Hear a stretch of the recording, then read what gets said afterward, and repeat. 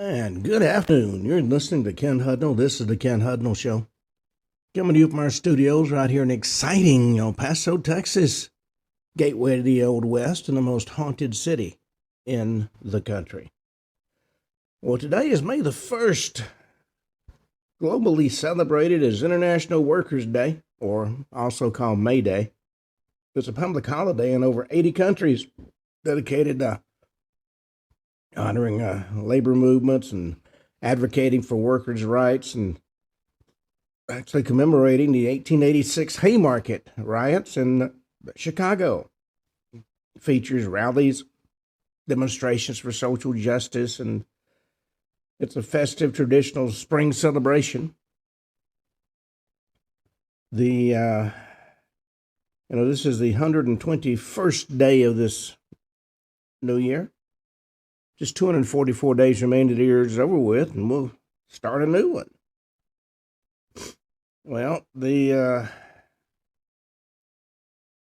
as I said earlier, in 1886, there were general strikes across the U.S. for pushing for an 8-hour workday.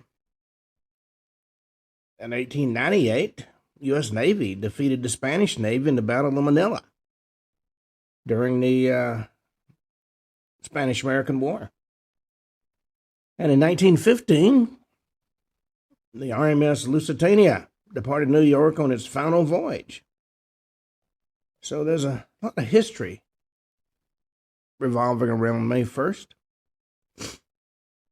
Well, let's see what stories we have in the news, because there's a lot going on these days as well. Well, President Trump has slammed an ally is absolutely horrible. Says he'd probably pull U.S. troops out of that country, which would devastate their economy, of course. Also, Hegseth and Kaine face a Senate grilling on the Iranian war as the Hormuz blockade rattles oil markets. The Democrats are determined to rake Hegseth over the coals, and he's faced another round of tough questions on Capitol Hill from the Senate Armed Services Committee. The Pentagon has estimated Operation Epic Fury has cost $28 billion to date, and a 2027 Pentagon budget request is for $1.5 trillion. Texas was grilled in a heated testimony during a House hearing Wednesday. U.S. Army's Dark Eagle hypersonic missile could be deployed to the Middle East for potential use against Iran. And the Israeli Defense Minister, Israel Katz, warned that Israel may soon resume military action against Iran. And Iran's currency has hit an all-time low. Treasury Secretary Bessent said that the U.S. blockade continues to impact the ports of Iran. And President Trump is talking about making troop cuts in both Italy and Spain. His remarks came a day after he announced his administration was conducting a review of potentially reducing U.S. troops in Germany. And 3 of our biggest overseas stations are Germany, Italy, and Spain. He was asked by a reporter about troops in those 2 countries, and I'm talking about Italy and Spain. He said, why shouldn't I? Italy hadn't been any help to us, and Spain has been horrible, absolutely horrible. What they don't understand is a lot of their economy revolves around all the troops we have in those countries, and has since the end of World War II. They would find it, I think, a little difficult to continue the same lifestyle without the U.S. dollars that pour into them every year. A senior administration official said Thursday the War Powers resolution proposes that for purposes of the War Powers resolution, the hostilities that began on Saturday, February 28th, have terminated. Both parties agree to a 2-week ceasefire on Tuesday, April 7th, which has since been extended. The 60-day deadline is approaching, requiring President Trump to either seek congressional authorization or end military operations in Iran. Epic fury began February 28th. And we'll see what happens. President Trump has shown that he is quite versatile at using the powers he has. Well, GOP lawmakers seek to defund HBCU after it canceled Republicans' commencement speech. South Carolina Republicans are pushing to strip funding from the state's only public HBCU after that university rescinded Republican Lieutenant Governor Pamela Evans' commencement invitation following student protests and security concerns. What began as a student protest over a conservative commencement speaker resulted in credible safety threats, that's according to Evans, who spoke to Fox News after her commencement address at South Carolina State University was canceled after an uproar from students who decried her views on diversity, equity, and inclusion, abortion, and her support for President Trump, among other things. University president put out a statement indicating that out of an abundance of caution for safety, college would be moving in a different direction for this spring commencement. What they don't seem to understand, the students don't call the shots.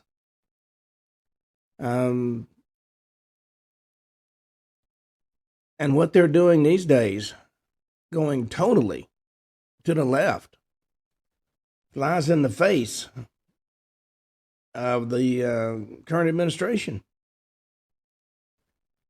Well, Dana White wasn't going to see 65 before a longevity expert intervened with a strict new regimen. Longevity expert Gary Brecka said his work with Dana White led to a startling blood test results revealing that the UFC CEO may only have had a few years left to live based on his prior lifestyle. Brecka, who spent 20 years as a mortality modeling expert in the insurance industry, said on a hangout with Sean Hannity that people in White's inner circle quietly asked him to get a hold of the UFC president, reporting he was falling asleep during important meetings. The biohacker said he tricked White by telling the UFC boss he needed blood work and a genetic test to predict his life expectancy due to worries over White's symptoms.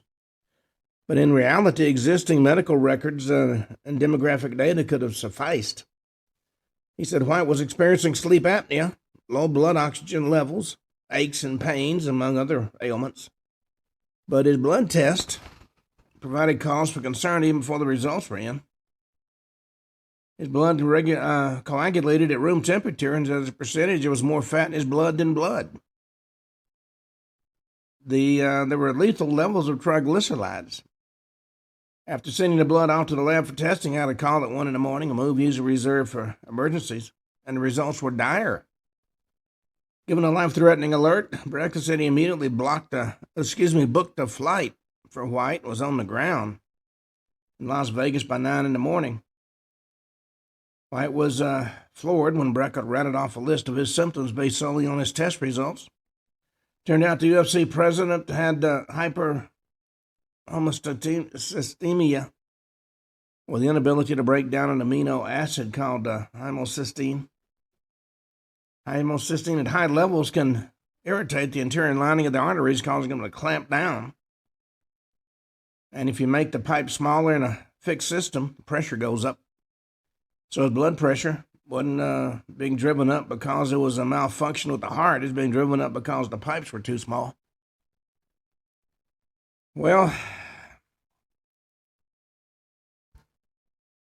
since the vascular system contracted, White had high blood pressure or hypertension. And they started to medicate the heart for a crime it wasn't committing. He put White on a strict keto diet and blood pressure monitoring regimen. Wasn't going to see 65, according to Brecka. But he was able to extend White's predicted lifespan from his initial assessment of 10.4 years. So apparently, some of this research is actually paying off in real time. Well, Fever star Caitlin Clark avoids serious injury after a scary fall leads to an early exit in a preseason game. Indiana Fever star guard Caitlin Clark exited Thursday night's preseason game against the Dallas Wings after colliding with one of their players. She was seen hobbling on the court after taking a step-back three-point shot, landing on Wing star defender Elena Smith's foot in the third quarter of the matchup. On landing, Clark told reporters after the 95-80 loss that she hit her knee hard when she went down after a foul by Smith. You know, these intentional fouls going to have to stop. Clark rolled over on the court and tried to walk it off as she went toward the Fever bench. Officials ended up reviewing the play and gave Smith the reigning co-defensive player of the year for the WNBA a flagrant one foul for not giving Clark a safe amount of room to land after shooting. Clark exited the game with fewer than 8 minutes left in the third quarter. She finished with a team-high 21 points, but despite missing most of the second half. Well, she's been singled out. There's no question about that. Well, Dr. Ben Carson weighed in after being targeted by the Southern Poverty Law Center. And for years now, the only question has been whether the SPLC had become a cynical grift for the radical left or actually a hate group itself. Latest findings from the Justice Department investigation indicated it's actually both. Justice Department's 11-count fraud and money laundering indictment of the SPLC last week may have shocked the country. Didn't surprise anybody who's paid attention to the organization's long descent into alleged corruption. Least of all, those the SPLC had actually set out to slander. In 2014, the SPLC added Dr. Carson to their list of dangerous extremists for the hate crime of being a black Christian conservative. They called him a bigot, knowing it was false, knowing it would put his family and him in danger. And he knew that because 2 years before that, a gay rights activist opened fire at the Conservative Family Research Council after the SPLC falsely labeled them a hate group. But the Southern Poverty Law Center didn't care because, as we see now, spreading hate was what their core business was all along. And I've had a few interactions with them over the years, and I can't say I'm impressed. Well, Tim Allen trolled the No Kings lawmakers for fawning over the actual King Charles. He's criticizing lawmakers who attended King Charles's the third speech before Congress this week, while also blasting President Trump during the No Kings protest. After King Charles's historic address to a joint session of Congress on Tuesday, first as monarch, Allen took to X to mock the irony of the moment, posting a photo of the speech. He said, would have been funny to see the facial reaction of an actual king with no King's Parade yelling at him. Last Man Standing Star's post received 75,000 views on X, with commenters pointing out the sheer irony.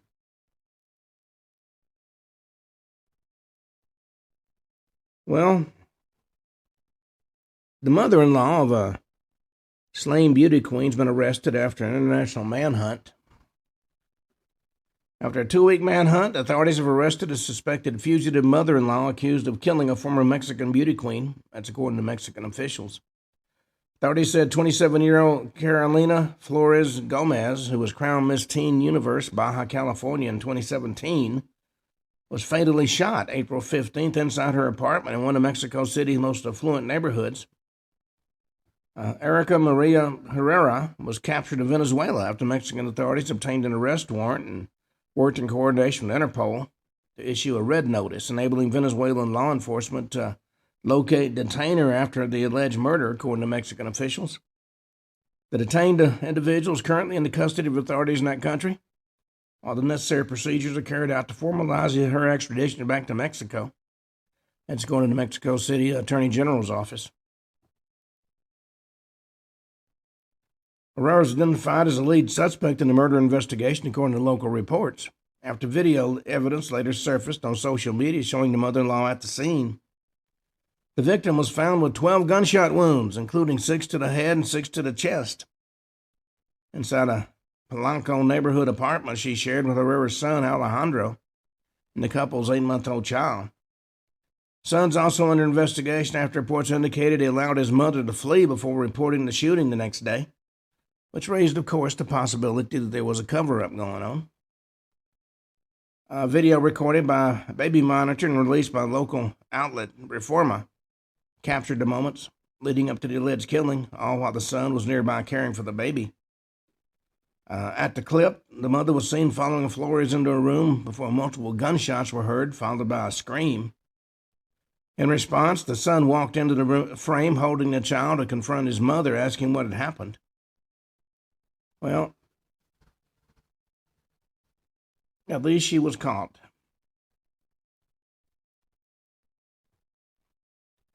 Well, the Colts declined Anthony Richardson's fifth-year option, setting former number 4 overall pickup for be a free agent. The Indianapolis Colts have declined quarterback to Anthony Richardson's fifth-year option. He's the team's number 4 overall pick of the 2023 NFL Draft. He's headed for free agency after the 2026 season. The move was one many viewed as inevitable, considering the tumultuous start Richardson has had to his NFL career.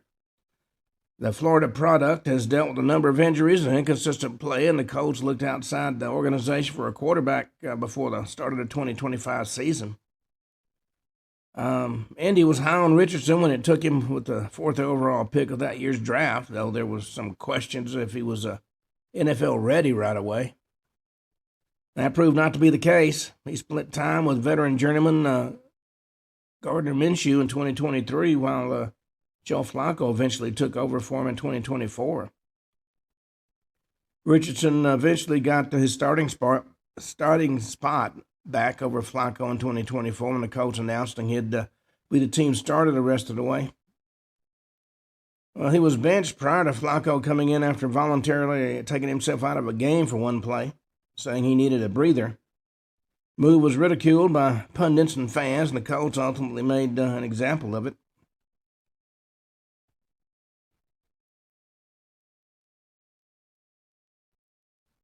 Well, 3 months after Nancy Guthrie's abduction, sheriff's officer renews a plea as key questions remain unanswered. She's the 84-year-old mother of Today co-host Savannah Guthrie, now been missing for 3 months after suspected abduction from her bedroom in her home of decades in the Catalina foothills north of Tucson, Arizona. Local authorities say the search remains active and ongoing. Anybody with information related to the Nancy Guthrie case is encouraged to come forward, a spokesperson for the Pima County Sheriff's Department said. That department is leading the investigation. They ask that they call 88-CRIME or the FBI tip line at 1-800-225-5324. The request for more information from the public comes days after a private lab in Florida sent crime scene DNA samples to the FBI, and after a retired agent revealed that he believes the blood pattern on her front porch suggests a single abductor. Guthrie is driven home from a dinner at the home of her other daughter, Annie Guthrie, and her husband, Tommaso Ciani, arriving just before 10 p.m. Her doorbell camera disconnected around 1:47 in the morning, but authorities were able to recover some video footage showing a masked armed suspect at her front door. At 2:12 a.m., home security software detected a person in front of one of her cameras, but investigators couldn't obtain the video. I find that interesting. At 2:28 a.m., her pacemaker app disconnected from her phone. That's not a good sign by any means. Well, the alleged White House Correspondents' Dinner shooter is back in court for a detention hearing after sinister mirror selfie emerges. Cole Allen, 31, from Torrance, California, is accused of opening fire to Washington Hilton Hotel during the White House Correspondents' Association dinner Saturday night. He's facing 3 federal counts, including attempting to assassinate the president, transporting a firearm across state lines, and discharging a firearm during a crime of violence. Authorities have pointed to Coe Allen's alleged manifesto indicating he intended to target Trump administration officials, and he conceded detention during a hearing in federal court on Thursday. Well, they found some photographs he actually made in his hotel room in the mirror, showing he was heavily armed. So there was no question he came intended to inflict harm on everybody in sight. Well, President Trump's economic fury squeezes Iran. The question is, can Tehran outlast the pressure? As the Trump administration escalates its campaign against Iran through sanctions and naval pressure and financial enforcement, one question continues to emerge. Can unprecedented economic strain truly weaken the regime, or will Iran's rulers once again absorb the pain, suppress unrest, and survive? Treasury Secretary Scott Bessent said on a Tuesday post on X that the economic fury campaign already had disrupted tens of billions of dollars in revenue would otherwise support terrorism, while arguing Iran's inflation has doubled and its currency is sharply depreciated in the current maximum pressure campaign. I also warned that Karg Island, Iran's primary oil export terminal, is nearing storage capacity and will soon force production cuts, which he said may cost the regime an additional roughly $170 million per day in lost revenue. Well, there's only so much that they can absorb before the system just collapses. Well, former colleagues are detailing a California Highway Patrol Captain Sparrow before an alleged murder-for-hire plot against the husband came to light. She was a once rising California Highway Patrol captain, and her colleagues say they watched her spiral before her estranged husband was killed by an alleged hitman. Retired Sergeant Brian Whitmer testified Wednesday at the Kentucky trial of alleged Napa hitman Thomas O'Donnell that Captain Julie Harding, 49, began acting differently toward the end of their 3.5-year working relationship. Prosecutors alleged O'Donnell fatally shot Michael Harding, 53, in a murder-for-hire plot orchestrated by Harding, former CHP commander. O'Donnell has pled not guilty to capital murder charges. Whitmer testified, according to the KCRA, that Harding got thinner, acted erratically, and began sharing more about her personal life. September 2022, Whitmer said that Harding called to tell him her husband was dead. He testified that he felt the call was a little exaggerated. When he hung up the phone, he thought she wanted him to remember that moment in time. Assistant Chief Doug Lyons later took the stand and described getting a similar call from Harding. Lyons said he had just taken up a new role at CHP and become her supervisor. It's 35 minutes of rambling, and he didn't even know her. That was the strange part. I never even met her. Asked whether he believed Harding might be a suspect in Michael Harding's killing based on that conversation, he responded, absolutely. FBI agent Wayne Johnson testified he found no evidence of a payment between Harding and O'Donnell, no forensic evidence tying O'Donnell to a murder weapon. Harding later died from a self-inflicted gunshot wound after O'Donnell was arrested in Sacramento International Airport in connection with Michael Harding's death. Investigators said phone data eventually led him to O'Donnell after repeated calls between the two surfaced in Harding's phone records. Well, this day and time, it's very hard to get away with something like that. And since apparently she did take her own life, we'll probably never know the real truth. Well, today we're going to turn to a new topic. We spent the last 2 days talking about the Apollo moon landing. Fact or fantasy? Today we're going to talk about Jack the Ripper, the story of the Whitechapel murder. Years ago, I spent some time in London, and I wandered through Whitechapel. and tried to recreate all the various paths and find out the locations. It was certainly an eye-opening event. In the Middle Ages, East London was a rural place. That's where city dwellers could escape the masses and enjoy the simple pleasures of the countryside. For generations, life was much the same. And then came the Industrial Revolution. Suddenly, London expanded at breakneck speed, attracting people all over the country and even the world to reap the promised rewards of a new industrial age. And London actually split in two. As the Thames River flowed from the west to the east and out to sea, it took with it all the city's waste. Till 1870, all the waste created by the city of London was disposed of directly into the river. And even after a basic sewage system was constructed in the 1860s, sanitary conditions were extremely poor. Devastating outbreaks of disease like cholera were commonplace, and child mortality rates were extremely high.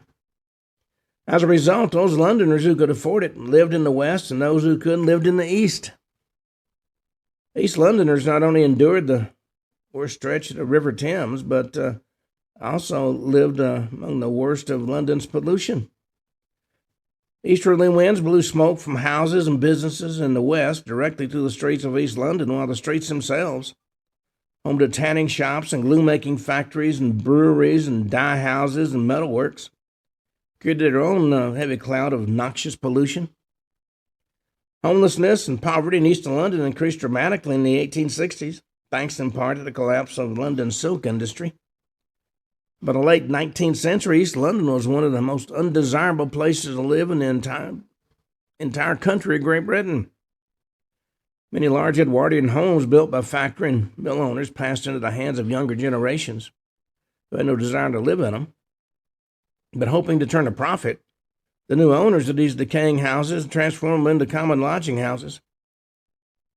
In actuality, East London became a slum.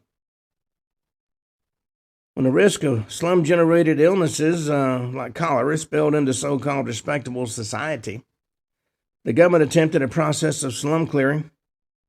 Local authorities believed that if the slums were destroyed, people would move out of the area and become another district's problem. This wasn't the case, though, and as a result, the government displaced tens of thousands of people in East London between 1830 and 1880. Flower and Dean Street, located in what was then the Spitalfields Rookery, was one of the worst districts.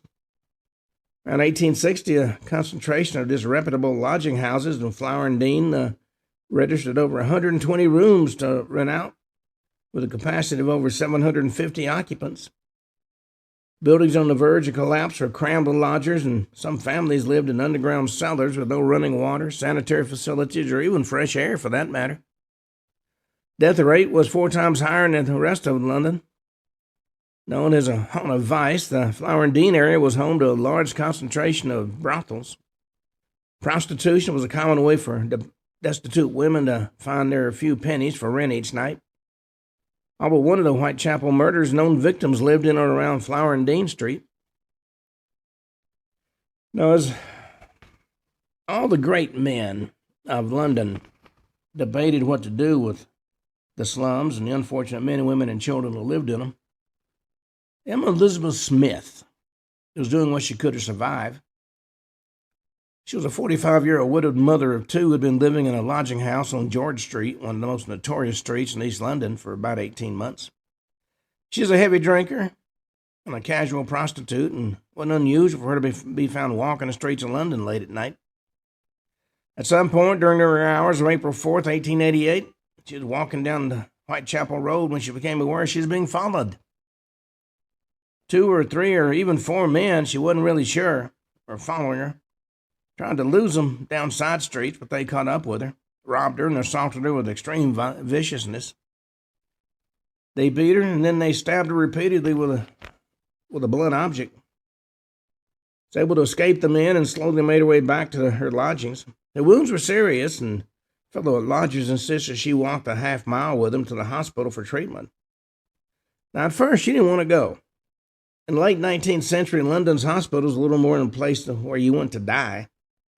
Poor folks of East End feared the hospital as much as they did the workhouse. And as it was, the hospital couldn't do anything for her. She had developed a peritonitis, a dangerous infection of her peritoneum, the membrane that lines the abdominal walls. She died in a London hospital at 9 p.m. on April 4th, 1888. And she described the attack to a number of women she lodged with, and the doctor treated her at London Hospital, but she never revealed any details about the attackers. She walked past a number of on-duty policemen, both on her way back to her lodging after the attack while walking to the hospital, and said nothing about it. She was in incredible pain that would explain her reluctance to report her crime. It was also possible she knew talking to the police would achieve nothing and might even put her in even further danger. Police weren't even aware of the attack on Emma Smith until the day before the inquest, which ruled her death as a willful murder. A few months later, August 6th, 1888, Bank Holiday Monday, don't you know? Martha Tabram, also went by the name of Emma Turner, was drinking at the White Swan in Whitechapel Road. So with her friend Perry Paul and two officers from the Coldstream Guards. Foursome drank together to about midnight when two couples formed and split off. What happened over the next few hours is not at all clear. At some point before 3:30 in the morning, Martha returned to her lodgings in the tenement block in George Yard on George Street, one of the most notorious and dangerous streets in the area. We do know she arrived home before 3:30 in the morning because that's the time when her body was first seen, lying in a pool of blood on the building's first floor and landing.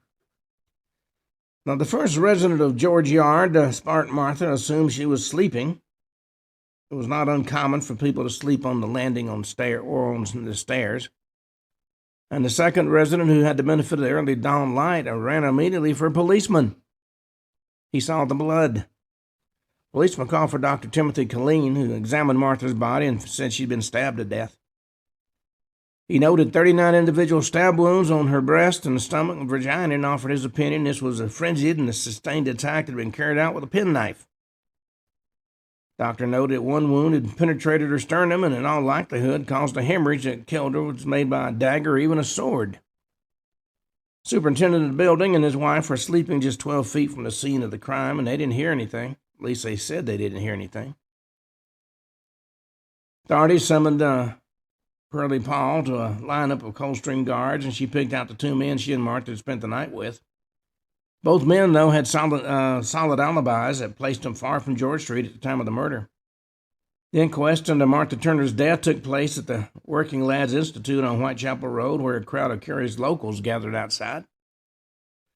Jury listened patiently, but no new information was forthcoming, and at the end of the inquest, the jury foreman announced a verdict that she had been feloniously and willfully murdered by some person or persons unknown. Well, the press followed the case closely, reporting all manner of private details about Martha Tabram's life and pointing her finger at the police force, who they accused of being inept. There had now been two brutal murders in the Whitechapel area, and police officially opened a file on what they referred to as the Whitechapel murders, but had no real leads on who might be responsible for either of the murders. There had been so much speculation among historians as to whether or not Jack the Ripper murdered Emma Smith and Martha Tabram, and there's no way to really know for sure at this late date. What soon became clear to the authorities is the streets of East London were now the home to a vicious predator, and women of those streets were in extreme danger. Now, on August 31st, 1888, Mary Ann, or Polly Nichols, was living at the White House at 56 Flower and Dean Street, a street considered by many to be the very worst in London. Mary Ann had spent the majority of the last 6 years of her life in workhouses after ending her marriage and abandoning her 5 children. Like many women living in East London at the time, she chose to make her living on the streets over enduring the conditions of a workhouse.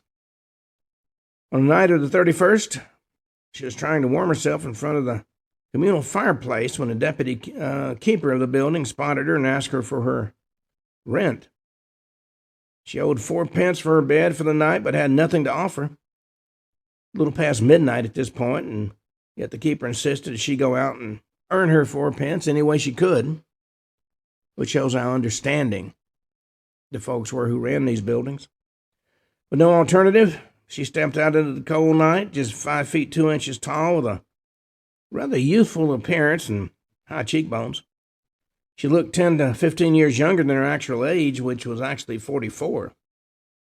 According to a friend of Mary Ann's who spotted her resting close to the Whitechapel Church about 2:30 in the morning on the 31st, she was drunk that night. Shortly after 3 o'clock in the morning, a local man named Charles Cross was walking down Bucks Road, a short thoroughfare behind Whitechapel Station, when he spotted what he thought was a pile of tarpaulin lying against the gate. Despite it being completely dark, he sensed there was something wrong with the scene and moved in for a closer look. It wasn't a pile of tarp that he was looking at. It was the body of Mary Ann Nichols. The doctor was sent for, who pronounced her dead and had her body transported to the mortuary. Local coroner, Dr. Llewellyn, performed an autopsy and offered a detailed and disturbing postmortem. She'd been dead for about 30 minutes when she was found. Bruising on her face and neck suggested she'd been held by her throat and punched in the face. Had 2 large cuts to her throat, both of which reached deep enough to slice her vertebra, and a number of gashes to her abdomen. Llewellyn estimated her injuries would have taken about 4 minutes to inflict, and she would have bled out from her throat wounds instantaneously. Importantly, he noted that whoever murdered Mary Ann had knowledge of human anatomy, attacked with their left hand, and used a strong, sharp knife, like those used by shoemakers or cork cutters or even butchers. A few days after the murder, Llewellyn gave a statement to the press describing his first examination of Mary Ann's body. He said, "I went to the place at once and found the deceased lying on the ground in front of the stable yard door, lying on her back with her legs out straight and as though she had been laid down. Police Constable Neal told him the body had not been touched. The throat was cut from ear to ear and the woman was quite dead. On feeling the extremities of the body, I found that they were still warm, showing death hadn't been long before. At this point, the authorities had no idea who Mary Ann was. The only identifying item found on her body was her petticoat, which bore the stamp of Lambeth Workhouse. The superintendent from the workhouse viewed Mary Ann's body and was unable to make a positive identification. The press caught on to the story quickly, and the very next day, 2 newspapers published stories on the murder that described reporters' first-hand accounts of viewing Mary Ann's body. On hearing the news of the murder, a number of women arrived at the morgue and tried to identify the body. One of these women was Emily Holland, a friend of Mary Ann's, who identified the body as being that of her friend. Authorities held an inquest into Mary Ann's murder that same afternoon, and on September 6, 1888, Mary Ann Nichols was buried. From the outset, the police investigation into her death was fruitless.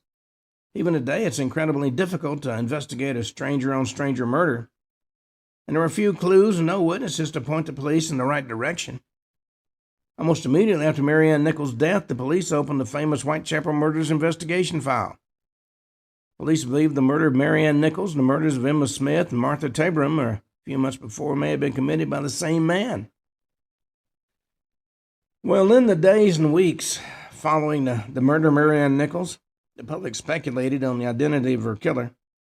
Spurred on by detailed reports in the press, a lot of folks came to believe the killer was a familiar East End character named Leather Apron. An account in the Manchester Guardian described Leather Apron as being about 5 feet 4 inches in height, 38 to 40 years of age, with black hair and a small black mustache. Leather Apron's chosen profession was not in some kind of manufacturing, as you might presume, given his outfit, but actually he was a blackmailer. He took to the streets of East London at night and terrorized the women who made their money there, threatening them with a large, glinting leather knife. September 5th, 1888, the Star newspaper published a feature article on Leather Apron, speculating on his identity and role in the murders of the women in Whitechapel. One paragraph said his expression is sinister and seems to be full of terror for the women who describe it. His eyes are small and glittering. His lips are usually parted in a grin, which is not only not reassuring, but excessively repellent. Well, the identity of the man described as John Pizer, also known as Jack, was known to police long before the Whitechapel murders began. But despite Pizer's habit of harassing and assaulting women all over London, he'd been prosecuted for assault only once. Article in the Manchester Guardian said one woman who he assailed some time ago boldly prosecuted him for it, and he was sent up for 7 days. This bold woman is the only person who seems to have prosecuted Leather Apron for his attack on her. Well, as I say, John Pizer was Leather Apron. Was he Jack the Ripper? Well, it was never proven. Police arrested him on Monday, September 10th, 1888. Lehman Street Police Station. He appeared at an inquest where he both exonerated and incriminated himself. Had a solid alibi for the night of the murder of Annie Chapman and claimed he was not the notorious Leather Apron. But he left a question mark over his involvement in the murders by stating he had not left his house between the time the Star article was published and the police picked him up on September 10th, fearing he'd be torn to pieces. Well, if Pizer wasn't Leather Apron, then why was he afraid? Maybe Pizer's fear wasn't that he'd be held accountable for the Whitechapel murders, but he wouldn't have to answer for the other despicable assaults he'd committed. The assaults that earned him infamy in the first place. Well, the women Leather Apron targeted were some of the poorest and most desperate in London. In the late 19th century, sex workers are considered the lowest form of degenerate, women who had chosen vice and poverty over hard work and self-improvement. It was nearly impossible to have a man arrested for the rape or sexual assault of a woman working as a prostitute. The sex workers were invisible to those who wished to deny their existence. They were vulnerable to exploitation and abuse. And that's still somewhat true today. In reality, prostitution has existed in the East End of London at least as early as the 14th century. Well, there's evidence of the existence of brothels in the St. Mary's Hospital precinct. Those moving in upper class and religious circles may have chosen to act as though prostitution didn't exist, but for the working class masses, prostitution is a part of life. It wasn't until the press began reporting on the ills of prostitution, namely an epidemic of venereal disease among the British military and prevalence of child prostitution, that the existence of sex workers became a politically charged issue and entered the public domain. A series of articles known as the Maiden Tribute to Modern Babylon appeared in the Pall Mall Gazette in July of 1885. That's 3 years before the Whitechapel murder was terrorizing the streets of East London. In these articles, the prominent editor, W.T. Stead, described child prostitution as sex slavery in London, shocking and titillating Victorian leaders in a moral panic. Despite Stead later being jailed for his unlawful investigation methods, the Maiden Tribute articles discreetly influenced the implementation of the Criminal Law Amendment Act of 1885. This act increased the age of consent for girls from 13 to 16, recriminalized homosexual acts, and impelled private citizens to report houses operating as brothels to police. Rather than offering any protection to women working as prostitutes, this last part of the act made them even more vulnerable. In the years after the 1885 Act, police closed down hundreds of brothels in the East End of London, forcing women to work on the streets without protection of any kind. And one of those women was a woman by the name of Annie Chapman. Now, like Mary Ann Nichols, Annie Chapman had divorced her husband only a few years before she was murdered. Married in May of 1869, John and Annie Chapman were relatively prosperous and had 3 children together between 1870 and 1880, 2 daughters and a son. Tragedy struck the Chapman household in 1882 when the Chapman's eldest daughter died when she was 12 years old. The Chapman's son, born just 2 years before this, was disabled and sent to an institution. So the pair raised only one of their children in adulthood together. Well, according to the Windsor police, Annie Chapman was known for her drunken and immoral ways. Police had arrested Annie on occasion. Her behavior led to her husband losing his job a number of times. By 1884, the Chapman's marriage disintegrated completely and the pair were formally separated. As part of that separation, John paid Annie 10 shillings a week, and she survived on his income by supplementing with small amounts of money she made selling flowers and crocheted blankets. When John died on Christmas Day, 1886, Annie's income stopped completely. With her only other choice being to enter the workhouse, she moved into the lodging house at East End slums and began to pay for her nightly board through casual prostitution. By around May of 1888, she had taken up residence at Crossingham's lodging house located at 35 Dorset Street in Spitalfields. This particular boarding house was home to about 300 people per night and was presided over by a deputy by the name of Timothy Donovan. Early morning of September 8th, 1888, about 1:30 in the morning, Annie was eating a baked potato in the kitchen of Crossingham's lodging house when the night watchman appeared and demanded that she pay her board money. Well, she didn't have any money on her and went to see Donovan in his office to explain why she didn't have any money for her bed. She'd been feeling unwell throughout the first week of September and may have spent a day or two in the hospital. It's known that Annie sought medical help that week because police found a bottle of medicine from the local hospital among her belongings after she was killed.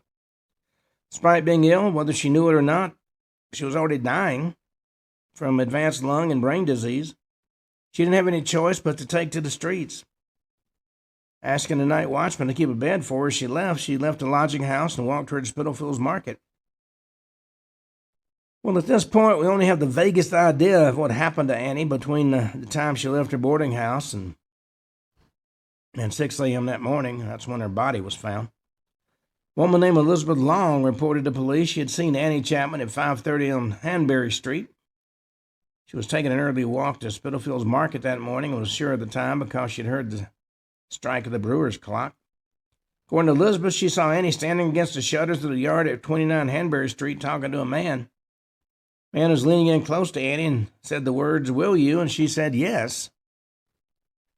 Early morning light, Elizabeth got a good look at Annie, but the man's face was turned away from her. Elizabeth reported the man was only a few inches taller than Annie, making him somewhere between 5 feet and 5 feet 5 inches in height. He appeared to be about 40, wearing a deerstalker hat, a long dark coat, and had a shabby genteel appearance. Elizabeth also noted the man looked like a foreigner, shorthand in the East End of London at the time for a Jewish immigrant. Just moments after Elizabeth had seen Annie, Albert Kadash, a carpenter who lived at 27 Hanbury Street, heard Annie from the backyard of his house. Albert couldn't see anything, but distinctly heard a woman's voice say no. Well, Annie's body was found about 30 minutes later in the same spot Elizabeth had seen her, and Albert had heard her. Quite possible that Albert heard Annie being murdered, but he didn't investigate.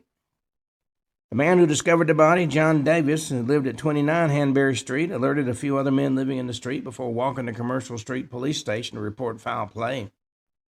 Annie's body was taken to a mortuary located on Old Montague Street, same mortuary Mary Ann Nichols had been taken to. Annie was 47 years old at the time of her death, 5 feet in height with blue eyes and dark hair, wavy hair. Annie's teeth were described as excellent and her figure as stout.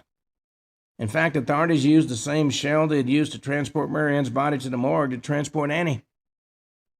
A surgeon named Dr. George Phillips performed Annie's autopsy and provided a report that described extreme savagery.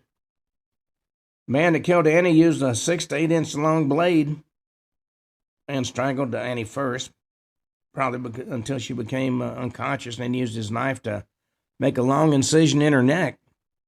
Large part of the blood in Annie's body was drained out from this wound, making the time of her death difficult to establish. The man had then cut Annie's throat in a deep gash from left to right in an attempt, it seemed, to cut off her head.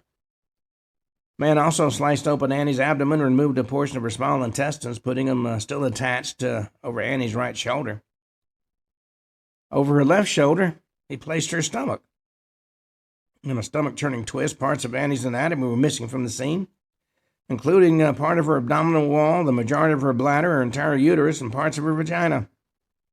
Dr. Phillips noted that performing these mutilations would have taken him about an hour, but that the killer may have performed the deed in about 15 minutes.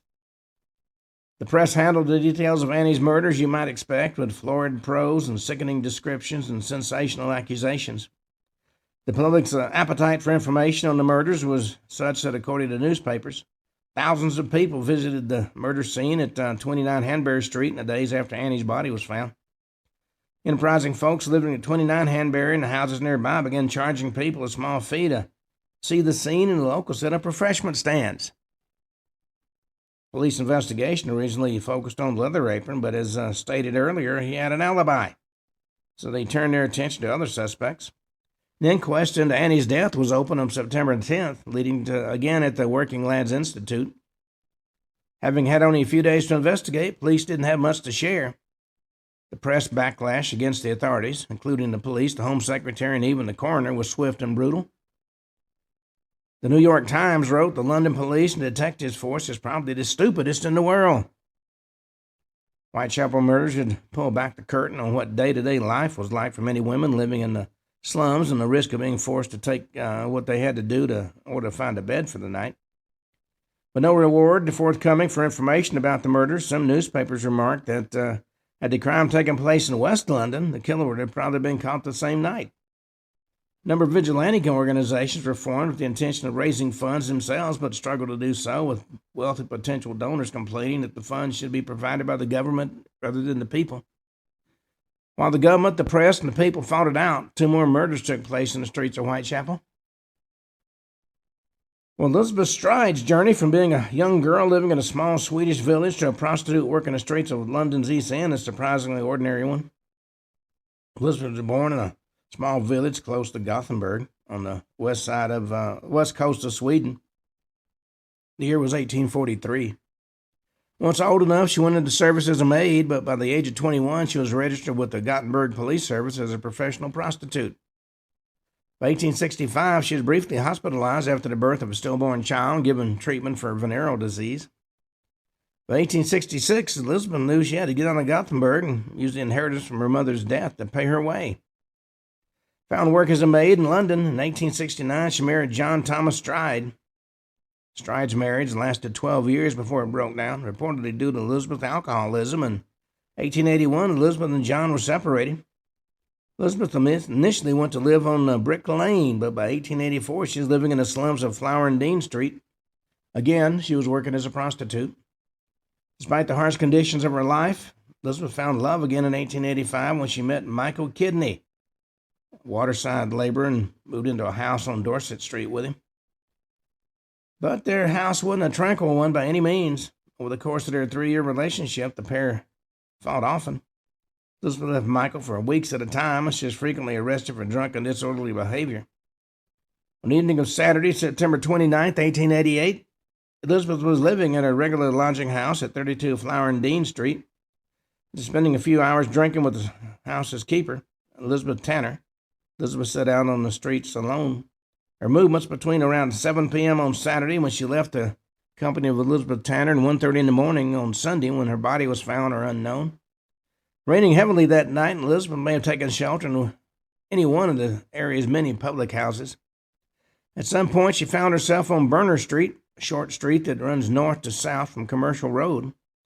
Building at 40 Burner Street was home to the International Workingmen's Educational Association, or the Burner Street Club as it was called. The club had an international reputation for its radical socialist policies and was the headquarters of the Arbiter Front, a weekly circular founded by Morris Winchevsky, also known as the godfather of Yiddish socialism. Socialism is an interesting theory, but in actual practice, it has never done what it's supposed to do. On Saturday the 29th, look at New York City. On Saturday the 29th, the Burner Street Club had hosted an evening of entertainment and politics, with most people leaving before midnight. Louis Dimschutz was leaving the club through the backyard at about 1:30 in the morning when he spotted an unusual pile of something on the ground. He struck a match and saw to his horror the pile was actually the body of a murdered woman. Elizabeth's throat had been cut in a deep, clean slit that severed the left carotid artery and killed her in seconds.